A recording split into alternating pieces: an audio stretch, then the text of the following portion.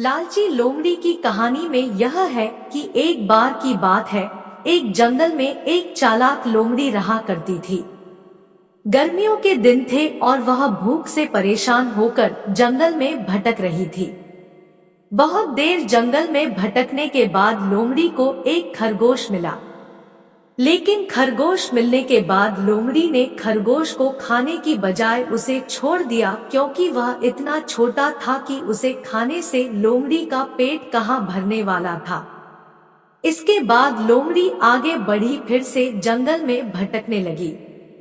कुछ देर जंगल में भटकने के बाद भूखी लोमड़ी को एक हिरण दिखा। हिरण को देखते ही लोमड़ी के मुंह में पानी आ गया।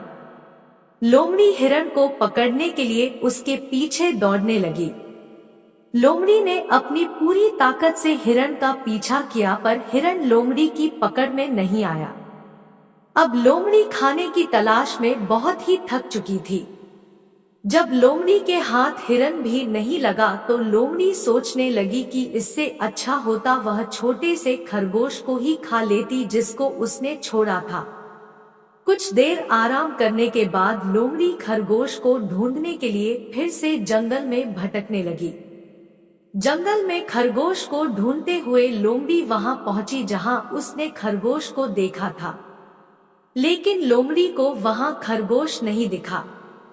थक हारकर लोमड़ी को अपनी गुफा में लौटना पड़ा, जिसके बाद कई दिनों तक भूखी लोमड़ी अपनी गुफा में भूखा रहना पड़ा और बहुत दिन बीत जाने के बाद लोमड़ी को खाना मिला।